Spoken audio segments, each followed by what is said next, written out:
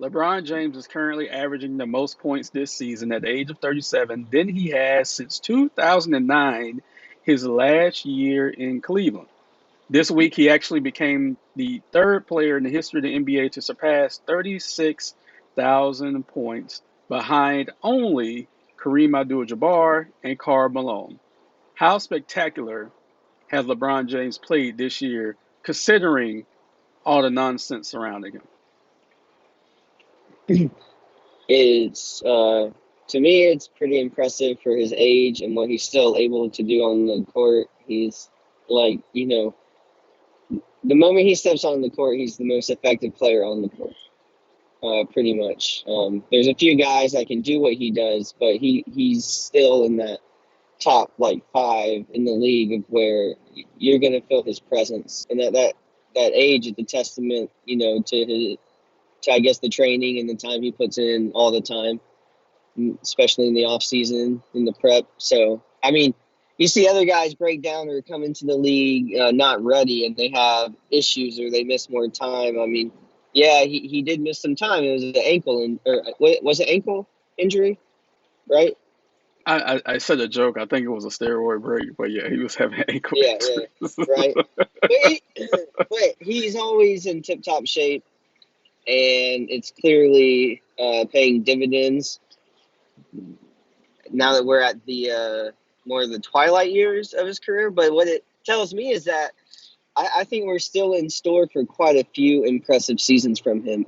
I don't think we're going to see like a lull in his career just yet, unless he just starts getting hurt. Like when Tim Duncan had that like resurgence year, it felt like he had taken a step back, and then like that was like his going out party. I don't think we're there yet with like LeBron James. I feel like it's going to be a real slow decline, and especially I want to get your take on this is if there is like a change in the coach long term in LA, or just a change in the game plan. Do you think him playing the center position more, or the power forward, like the big man position on the court? Do you think that can help save his body instead of having to be, I guess, more mobile on the wing more? Do you think that's like a long term play where he can still be effective no matter where he's at? No, Because to me, it seems like it could be, but I don't know.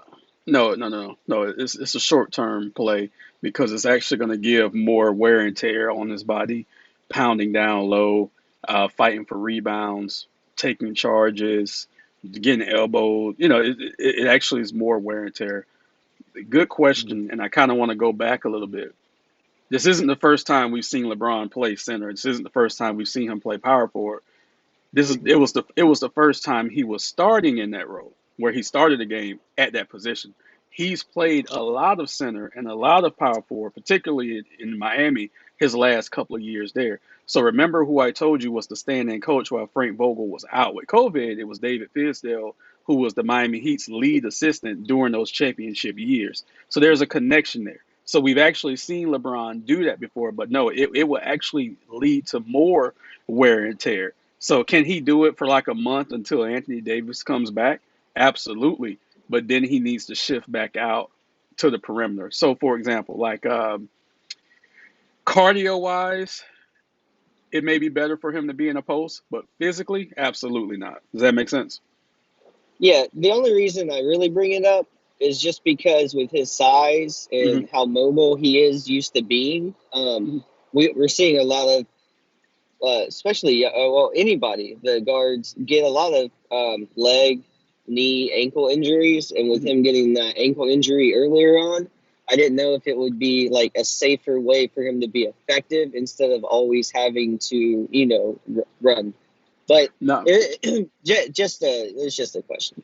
Yeah, because the type of injuries he would get in a post would be like bone bruises, like deep bone bruises, muscle tissue injuries, things of that nature, which could cause him to miss the same amount of games, but it's going to be more painful for him just to get out of bed. And also back injuries. A lot of post players have that eventually, which we haven't seen from him too much. He's actually been one of the few players with his size and strength not to have a back injury because once you have that, it's a wrap.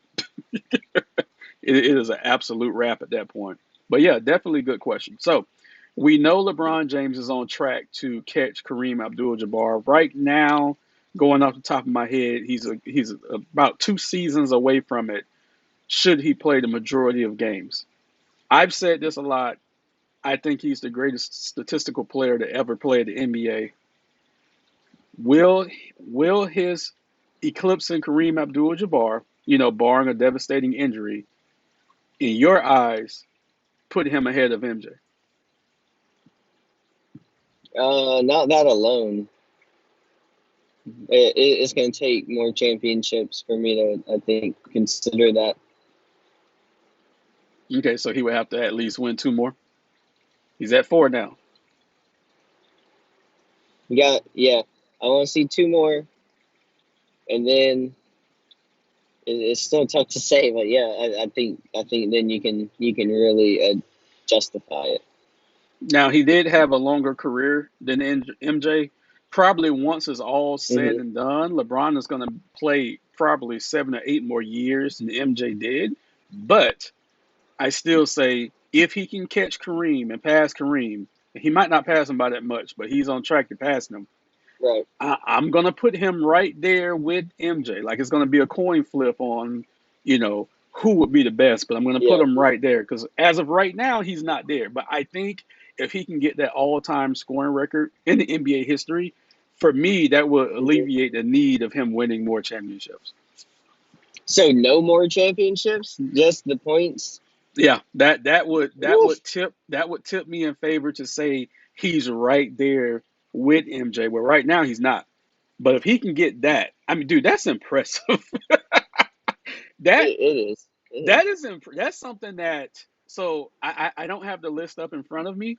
I couldn't even tell you which active player is second right now behind LeBron. Like I couldn't even tell you. He may be in the top 10 alone. I think Carmelo Anthony may be there, but we know he's not going to threaten to surpass that record. So I'm definitely going to pull that up, and I will text it to you later today. But I'm going to pull that up because I'm curious about that.